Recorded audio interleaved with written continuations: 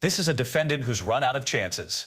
Brian Parker, a convicted felon, is back in court for the one thing he absolutely cannot do, possess a firearm. He's standing before Judge Boyd, a judge known for her sharp tongue and an uncanny ability to see straight through a defendant's excuses. But today, the state and defense have a deal in mind, a chance for probation that could keep him out of prison. The question is, will the judge accept it? What unfolds is a masterclass in courtroom dynamics where a defendant's entire life, his family, and his future are put under a microscope. He is about to be given a golden opportunity, a clear path to walk away from a decade-long prison sentence. But this story doesn't end here. Every word, every promise made in this courtroom will be tested. Pay close attention because we're about to see if a second chance is a gift he embraces or a warning he completely ignores. 2022 CR 6496, State of Texas versus Brian Parker. Can I have parties announced for the record for the state? Daniel Escobar for the state of Texas. Defense? And Eric DeWalton, I represent Mr. Parker, Your Honor. And are you Mr. Parker? Yes, ma'am. All right. So we are in a middle of a jury trial. Jury has been selected but not sworn in yet. So Mr. Parker, you are aware that you have a right to a jury trial. Yes, ma'am. Do you wish to continue to proceed with the jury trial or do you wish to enter a plea? And have you had an opportunity to discuss entering a plea with your attorney as opposed to proceeding with the jury trial? Yes, ma'am. And are you entering this plea freely and voluntarily? Yes, ma'am. All right, counsel, I'm showing you the discovery acknowledgement. You received all the discovery and reviewed it with your client. Yes, Your Honor. Mr. Parker, I'm showing you what's entitled court admonishments and defendant's waivers and affidavit of admonitions. Did you review that with your attorney? Did you understand it? Did you sign it in all the appropriate places? Yes, ma'am. Did you understand you're charged with felon in possession of a firearm? That's a third-degree felony. The range of punishment is anywhere from 2 to 10 years in prison and up to a $10,000 fine. Did you understand? Yes, ma'am. If you have a plea bargain agreement with the state, the court does not have to follow your agreement. If for any reason the court does not follow your agreement and gives you more than you bargained for, the fact that you entered a plea will not be used against you and you will be allowed to withdraw your plea. Did you understand? Yes, Mr. ma'am. Parker, has anyone threatened you, forced you, or placed you in fear to get you to enter this plea? No, ma'am. Has anyone promised you anything other than the plea bargain agreement, No, ma'am. which there is no plea bargain agreement? You understand that? Yes, ma'am. You are pleading open to the court. Do you understand that? Yes, ma'am. So do you understand that the court will make a decision on whether or not to grant your application and also whether or not to send you to prison? Do you understand that? Yes, ma'am. And knowing that, do you still wish to proceed? Yes, ma'am. Outside your agreement or the request, because there is no agreement, the request from the state is that your supervision be for a term of 2 years, there'd be a top evaluation and 200 hours of community service restitution. Again, did you understand that this is a plea that's open to the court? Those are recommendations from the state and the court does not have to consider those recommendations. Did you understand? Yes, ma'am. Then to the offense as charged, how do you plead? Yes, Yeah, just for the record, the recommendation was for 2 years deferred adjudication. That was our recommendation. okay. The defendant just pleaded no contest. This is legally the same as a guilty plea, but what's critical here is that he is pleading open to the court. His lawyer and the prosecutor have recommended probation, but an open plea means the judge is not bound by that recommendation at all. She holds all the power. She can accept their suggestion of 2 years probation, or she can completely ignore it and sentence him to the maximum of 10 years in prison right here, right now. The defense is taking a massive gamble. They are betting that their arguments, their client's story will be persuasive enough for the judge to show mercy.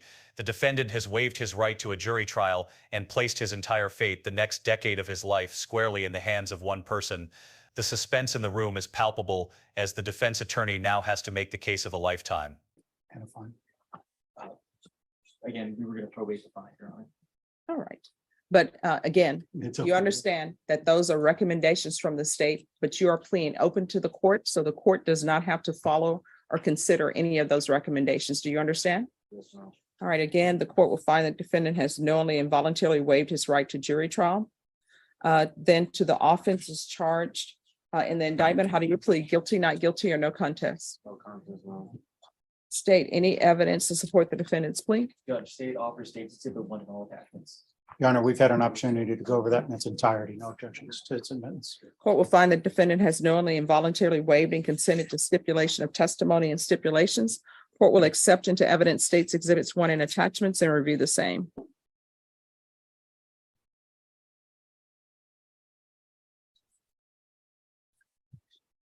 All right, after reviewing State's Exhibits 1 and attachments, the court will find there is sufficient evidence to find you guilty. With regards to his application for deferred adjudication, the court will hear argument. State, Your Honor, we're recommending deferred adjudication. Due to the nature of the case, it is one where we felt that it was appropriate here. defense, If I may, Your Honor, I got to know Mr. Parker through this period getting ready for trial. He is a convicted felon. That was a classic and often effective defense strategy. The attorney is painting his client, Mr. Parker, not as a felon who broke the law, but as a devoted family man. He highlights that Parker is a father to 7 children, a hard worker, and an intelligent, caring person once you get to know him. The goal here is to humanize the defendant in the eyes of the judge. By emphasizing his family responsibilities, the lawyer is trying to frame this decision as one that impacts not just one man, but a large family that relies on him. He's suggesting that sending Parker to prison would punish the children more than the defendant. It's a plea for empathy, an attempt to shift the focus from the crime to the potential for rehabilitation. Now the judge gets to question him directly, and we're about to see if she buys this portrayal. He pled during the pandemic year when he was in custody for a 1244 and understands that he's not supposed to be around weapons or anything like that. When we chose to go forward, he heard that you took off the plea deadline. And so we understand that we are pleading open to the court.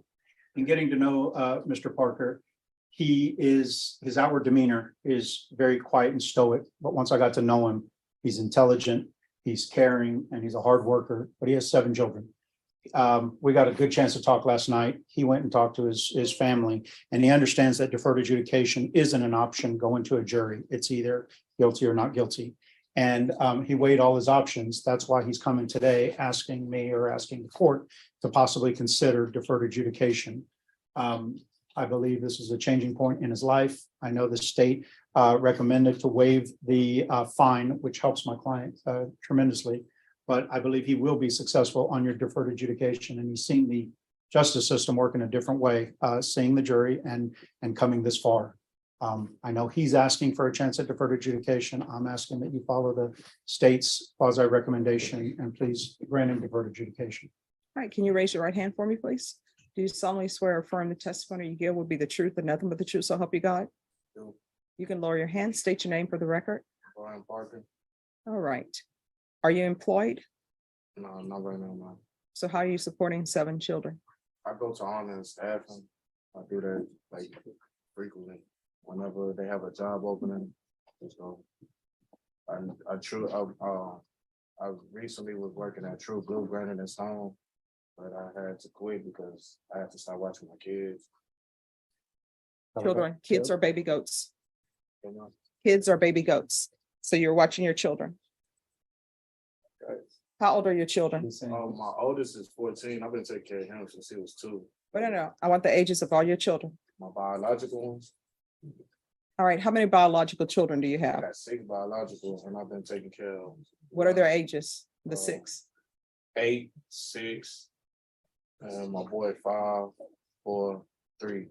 This is where the defense's narrative begins to completely unravel. The judge zeroed in on the family man image and just dismantled it with a few simple questions. When asked for his children's birthdays, Parker stumbles badly. He doesn't know the years they were born.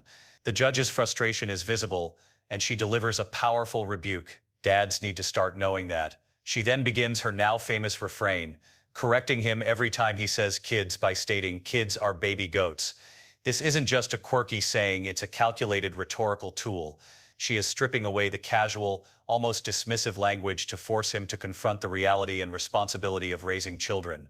The image of a caring, hands-on father is now severely damaged, and the judge's line of questioning is only getting started. And 2. And the other child that you say is not your biological child? He's 14. Now, so you have a 2-year-old, 3-year-old, 4-year-old, 5-year-old, 6-year-old, and 8-year-old. What are their dates of birth? One is Well, December let's start with the 2nd. 8-year-old. What's the date of birth? Her name's Anna. She's December 2nd, 2014. 6-year-old? Zelaya Harris, December 19th, 2016. 5-year-old? Anthony, he born October 20th, 2015. I mean, you're doing a question with me. I wasn't there. I don't know the years that they was born. I could tell you all their Oh, my mind. birthdays and Well, they need that. Let me just give you a hint. Moms are tired of being in charge of keeping birth certificates. Mhm. Moms have to keep the birth certificates. Mom keeps the social security cards. Dads need to start knowing that. So you need to know everybody. So the 4-year-old, what's the date of birth? that's my October the 4th, 3-year-old? October the 4th. I mean, no, his is February 22nd, and then I got the 2-year-old October 4th. They both by the same mama. They end up having the same birthday. All right. They 2 years So you apart. have, so that's the same mother. Oh, yeah, yes, ma'am. How many mothers are with these children? I only have two. Okay, well, that's a good thing. And the 14-year-old, what's the date of birth? His is February 5th. I don't know, I'm not his real father, but I've been there since he was like 2. Well, see, I hate when people say they're not somebody's real father. But I'm really, You're the stepfather, or no, I'm you're really, just somebody passing no, through. I'm his real father, but I ain't mean like, bloodline. No. But I've been there since day one. Right, you're gonna have to get a job. You have to support children. Yes, ma'am. As I tell everyone, children, you cannot put them at Travis Park and say, you've been created, go forth and live. Yes, ma'am. And children need more than love. I know people say, I love my children, I give them love. This is not Live House on the Prairie where somebody's working, bringing in the crops. You've got to financially support them. So it takes love, it takes financial support, and all of the children. The judge is now going for the knockout blow. After dismantling his image as a knowledgeable father, she attacks his credibility as a provider and a role model. She confronts his unemployment and his admission to using marijuana, connecting it directly to the well-being of his children. Her lecture is incredibly pointed. She paints a vivid picture of his children going to school smelling like marijuana and facing ridicule. She calls out the excuse of loving his children as insufficient, stating bluntly that it takes financial support to raise them, not just affection from someone sitting at home. This isn't just a sentencing, it's a life lesson broadcast from the bench. She is making it crystal clear that her decision on his freedom is tied directly to his willingness to become a responsible adult, a true father, and a productive member of society. Are going to need help with schoolwork. How far did you go in school? Oh, I got my GED at like 16. And what are you planning on doing with the rest of your life to better yourself? I honestly just see my life as just raising my kids, making sure they don't go through what I went through. Well, I mean, it's more than raising your children because kids are baby goats. Mhm. So, no, yes. Yes, ma'am. All right. So I'm trying to figure out where you planning on going with your life, because a minimum wage job, it's going to be very difficult, even if the mothers are helping you and you all are pooling your money. A middle-aged job for 7 children is really not a lot. And then if your children decide to go to college, I think everybody here can tell you, depending on what they want to do when they go to college, every one of these children is at a minimum of $100,000. So 7 children, if they all decide to go to college, that's $700,000. Yes, ma'am. I was trying to start a trade at SCI, but I had stopped there too. I was trying to get a trade for HVAC, but I stopped there too. I just started watching the kids. Kids are baby goats. Baby goats. That's the definition of a kid. It's a baby goat. Oh, children. Yes. All right, anything else? Nothing further, Your Honor. All right, when you're drug tested today, what are the results going to be? And you are going to get drug tested today. Marijuana. And what else? That's it. And there it is, 4 years of deferred adjudication. This is an incredible victory for the defendant.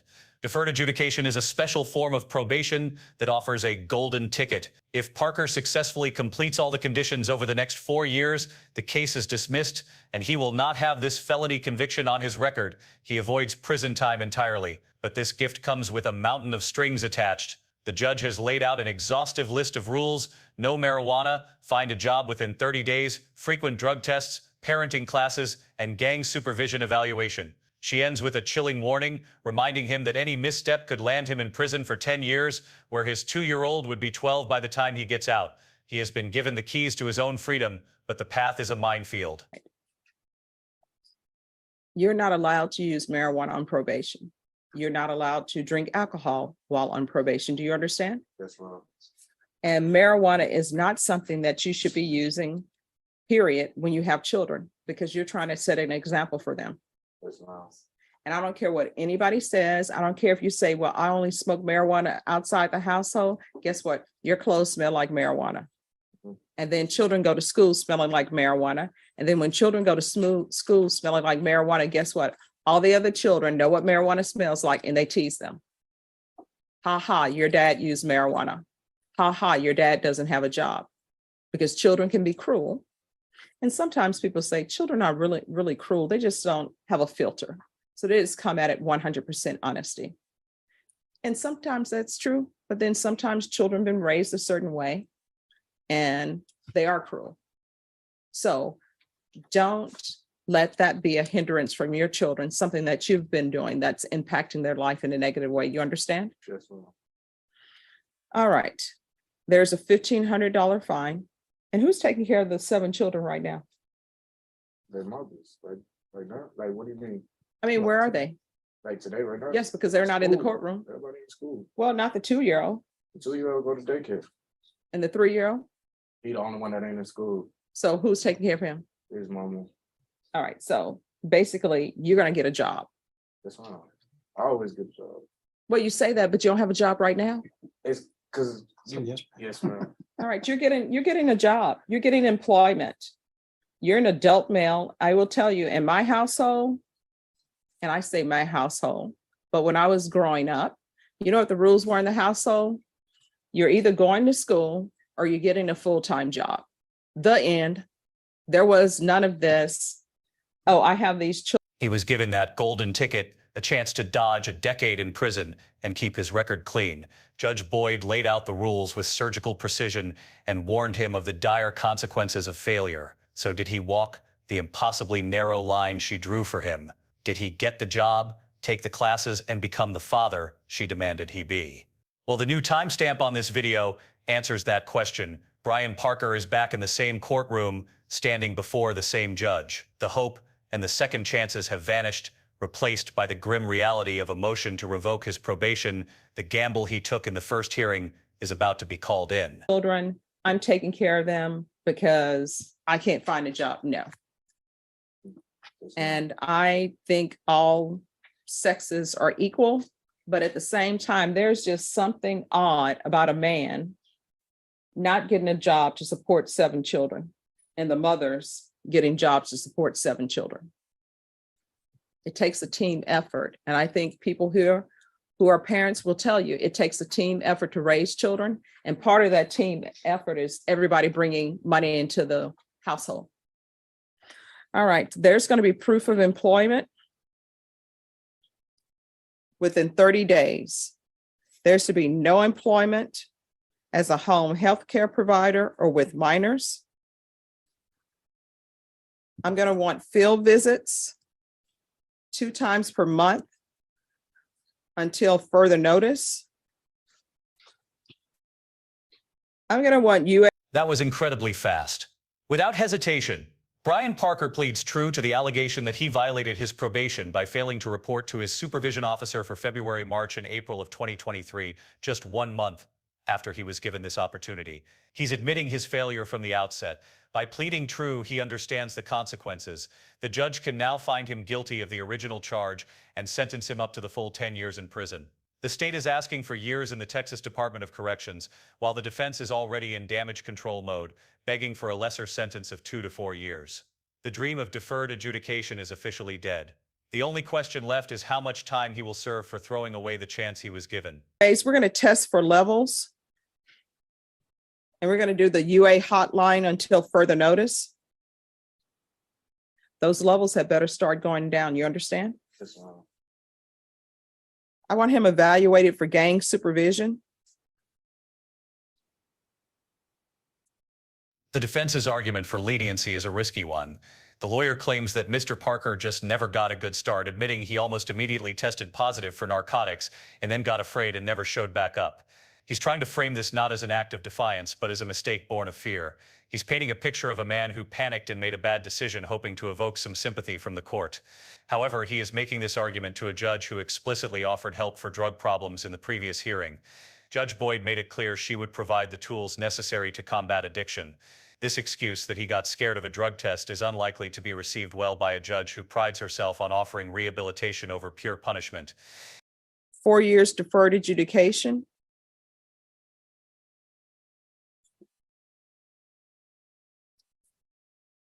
We're going to do a TAP evaluation. If the TAP evaluation comes back with inpatient treatment or Judge Boyd's response is a powerful display of judicial memory and authority. She immediately dismisses the defense's "he got scared" excuse. She reminds the court that she explicitly tells every defendant, including Parker, that her court will provide help for drug problems. She makes it known that his failure was not due to a lack of resources, but a lack of will. She emphasizes that she was the one who gave him the gift of deferred adjudication when the state wanted him to go to prison in the first place. This is the ultimate "I told you so." She is systematically taking apart the defense's plea for sympathy, exposing it as a hollow excuse. Her tone makes it clear she feels her trust was betrayed, and she is now preparing to act on that betrayal. intensive outpatient treatment. We're going to start off with outpatient treatment with probation.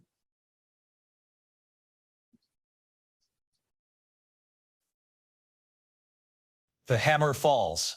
8 years in the Texas Department of Corrections. Judge Boyd has revoked his probation, found him guilty, and handed down a severe sentence. Let the scale of this sink in. He went from a potential 10-year sentence to the incredible opportunity of deferred adjudication, a clean slate. He violated that opportunity within a month. Now he has lost it all and is heading to prison for 8 years. The judge grants him the right to appeal the revocation itself, but the underlying fact remains his second chance has been completely and irrevocably squandered. For failing to simply show up and face the consequences of his drug test, he has traded his freedom for a prison cell for the better part of a decade. I'm going to want 200 hours of community service restitution. 40 of those hours will be waived if you get the COVID vaccination with the booster. The court is not requiring you to do that, but if you do, 40 of those hours will be waived. Just when you think Brian Parker's day in court is over, it gets even more complicated. He remains before the judge, but this time for a completely different set of charges, multiple counts of burglary of a building. But notice the change in his demeanor. He's barely speaking. His attorney is doing all the talking as Parker pleads guilty to these new offenses.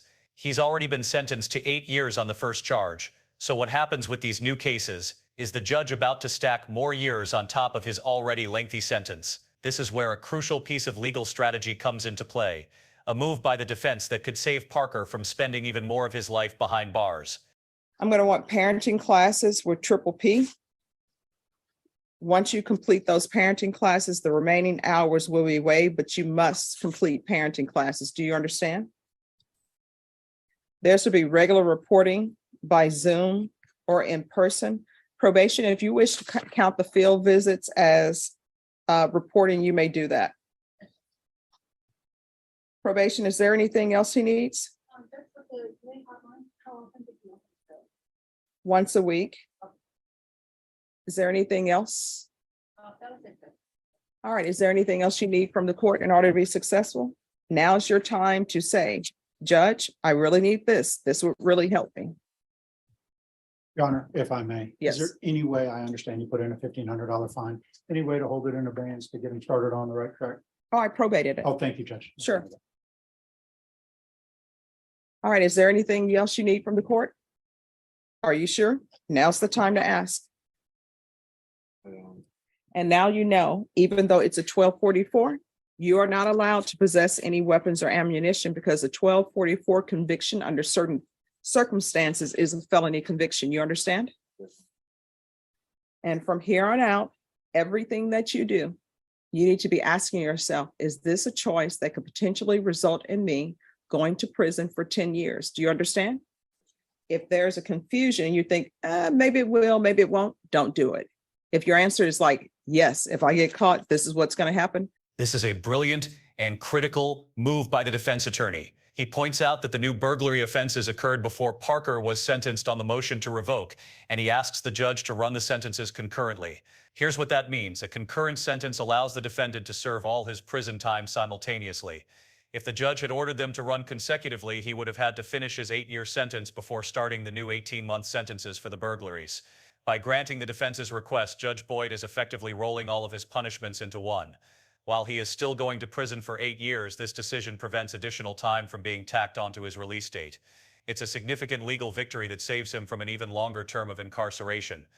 Then don't do it, because otherwise you have the potential for going to prison for 10 years, in which case your 2-year-old will be 12, potentially by the time you come out. And I think the last thing you would want is for your children to be visiting you at the Bexar County Jail or at some prison. You understand? All right.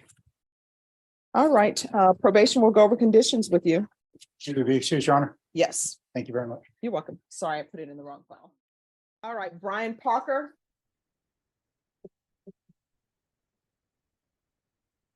And this is a motion to revoke. Yes, Your Honor, and we're gonna plead true, but we're pleading open to the court. All right, court is calling. Sure. That's okay. Court is calling 2022 CR 6496, State of Texas versus Brian Parker. Could our parties announce for the record for the state? Larry Lucas for the defense. Are you Mr. Parker? Yes, ma'am. All right, did you review the document entitled Motion to Enter Adjudication of Guilty and Revoke Community Supervision and First Amendment Motion to Enter Adjudication of Guilty and Revoke Community Supervision with your attorney? Did you understand it? Yes, ma'am. Are you the same Brian D'Anthony Parker who was placed on deferred adjudication in 2022 CR 6496 for the offense of felon in possession of a firearm on January 11, 2023 for a period of 4 years? Is that you? Yes, ma'am. All right, state. Violated condition number 5 in Bexar County, Texas. The defendant, Brian D'Anthony Parker, did then and there failed to report to the supervision officer as directed for the months of February, March, and April 2023 in violation of condition number 5. How do you plead to that? True or not true? True. Your Honor, the state waives all the violations. Any objections to the state's waivers? No, Your Honor. Did you understand by pleading true to violation of condition number 5, the court could find it true, grant the motion, find you guilty, sentence you up to 10 years in prison and up to $10,000 fine? Yes, ma'am. Knowing that, do you still wish to plead true to violation of condition number 5? Yes, ma'am. Court will find violation of condition number 5 true. State, what are you requesting? Your Honor, the state requesting 8 years TDC. Defense. Judge, I believe a sentence in the range of 2 to 4 years is appropriate for Mr. Parker. And just brief argument on that issue, Judge. Yes. This is a case where Mr. Parker just never got a good start on probation. He was sent, got him probation, almost immediately tested positive for narcotics. Then he just got afraid and never showed back up. He did get arrested for failure to identify as fugitive. He's pled guilty to that charge and taking responsibility for it. He's standing before the court today, taking responsibility for his failures on probation. I believe a sentence between 2 to 4 years is appropriate for Mr. Parker, and we just leave it to the discretion of the court. All right. So, counsel, I know you were not the previous attorneys on this case, That's but his plea bargain agreement was open to the court. So what that meant is that the state wanted him to go to prison. I gave him deferred adjudication. And I tell everyone in this court, if there's an issue with probation or if there's something you need and you feel as though probation is not addressing it, you can come to this court. And I think it's safe to say every defendant who passes through this court know that if you have a drug problem, guess what? I am going to do my best to get you all the tools and the help you need to address that drug problem. Other courts may be a little bit different. I don't know. I'm not in there. So for people to come before me and say he tested positive for drugs and then he just didn't show up, that's not a good excuse. All right. So this is what the court is going to do. As previously stated, the court is finding violation of condition number 5 true. The court will grant the motion. Court is going to find you guilty. Court is going to sentence you to 8 years in the prison, give you credit for any time served. Going to show you what's entitled Trial Court Certification of Defendant's Rights to Appeal. Did you review that with your attorney? Did you understand it? And did you sign it? Sir? All right. I will note, counsel, did he sign this? Yes, he did. Your All Honor. right, because this is not a plea bargain agreement, you do have a limited right to appeal. That right to appeal is as it relates to the allegations in the motion, not that you are on deferred adjudication. Good luck to you. All right.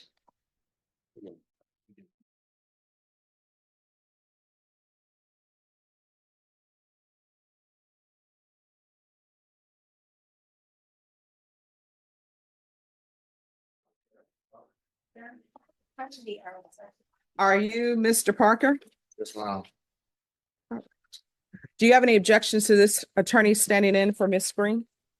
Oh, wow. Mr. Parker, in each cause number, did you review the document entitled Court Admonishments with your attorney? Did you understand it? Did you sign it in all the appropriate places? Yes, ma'am. In each cause number, did you understand you're charged with the offense of burglary of a building with intent to commit theft? Yes, ma'am. In each of those cause number, the range of punishment is anywhere from 180 days up to 2 years in the state jail facility and up to a $10,000 fine. Did you understand? Yes, Did you ma'am. understand by entering these pleas, you were giving up those rights? Yes, ma'am. And did you intend to give up those rights and enter into pleas in each of these cause numbers? Yes, ma'am. Counsel, in each of the cause numbers, has your client been able to provide you with a rational as well as a factual understanding of the charges against him? Yes, he's been able to assist in his defense, and I believe he's competent to enter all of his pleas. In each of the cause numbers, did you review the plea bargain page with your attorney? Did you understand it? Wow. In each of the cause numbers, according to the plea, punishment is to be assessed at 18 months in the state jail facility. The cases will run concurrently. Did you understand that to be the plea? Yes, ma'am. And there are no applications. Counsel, is that the plea? It is, Judge. State, is that the plea? It is, Your Honor. Then to each of the cause numbers, how do you plead? Guilty, not guilty, or no contest? Guilty. No contest. No contest. State, any evidence? Contained in exhibit 1 and attachment in each case, Your Honor. Any objections? No, Judge. Each of the cause numbers, the court will find that defendant has knowingly and voluntarily waived and consented to stipulation of testimony and stipulations. Court will accept into evidence states exhibits 1 and attachments, and the court will review the same. Right, in each of the cause numbers, the court will find there is sufficient evidence to find you guilty, and the court will find you guilty.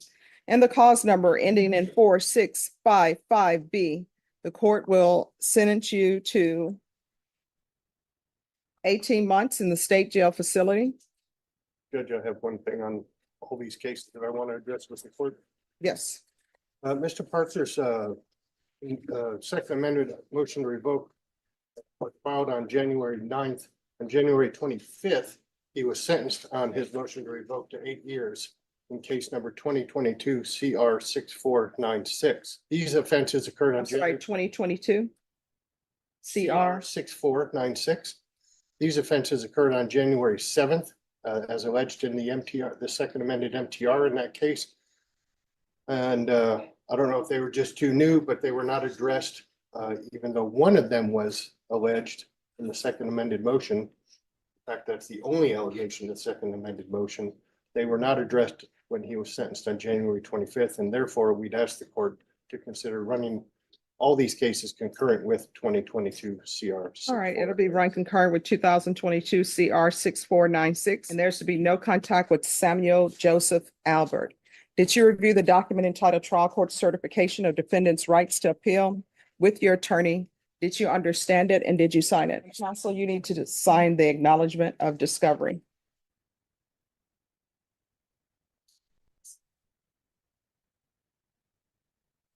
All right, and the cause number ending in 4656B. The court has reviewed states exhibits 1 and attachments. The court will find there's sufficient evidence to find you guilty, and the court will find you guilty. Court will follow your agreement, sentence you to 18 months in the state jail facility, give you credit for any time served. This will run concurrent with the following cause numbers: 2024 CR 4655B, 4657A, 4658, And also it will run concurrent with 2022 CR 6496. And also in that case, there's to be no contact with Jodeci, Canal, Clayton, and Samuel Joseph Albert. All right, we're proceeding in cause number ending in 4656.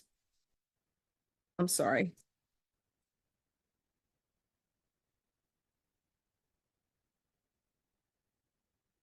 We're proceeding in cause number ending in 4657A.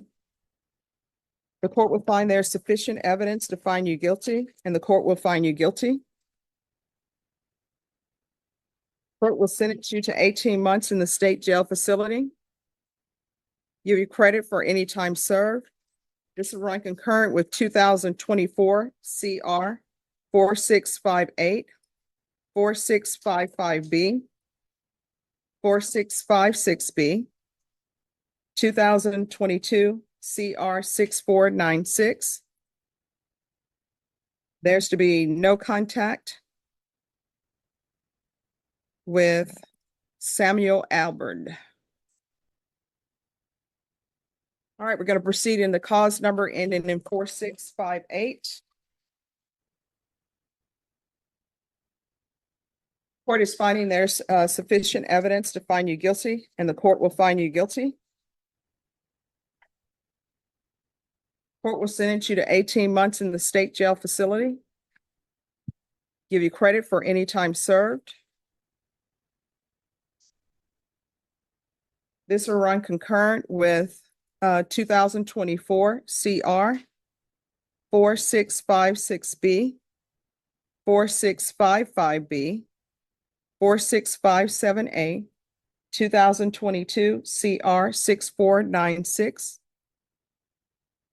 There's to be no contact with Samuel Albert. All right, we can go off the record. You're gonna have to make decisions in your life. Do you want to be institutionalized for the rest of your life? Do you want to spend your days counting calendars at the prison or at the jail while someone tells you constantly what you can and cannot do? These are your choices. Do you understand? In the end, Brian Parker's journey through Judge Boyd's court is a stark cautionary tale. He was given a rare second chance on a serious firearm charge, an opportunity to avoid prison through deferred adjudication. The judge gave him a clear, albeit difficult, roadmap to success. However, he violated her trust almost immediately, failing to report after a positive drug test and absconding for months. That single failure cost him everything, turning his golden ticket into an 8-year prison sentence, while his attorney's sharp legal maneuvering saved him from having more time stacked on for his subsequent burglary charges. The outcome was sealed. He made his choice, and as the judge warned, he will now spend the formative years of his children's lives behind bars. What do you think of the sentence? Was 8 years a fair outcome for violating his probation? Let us know your thoughts in the comments below, and don't forget to subscribe for more courtroom analysis.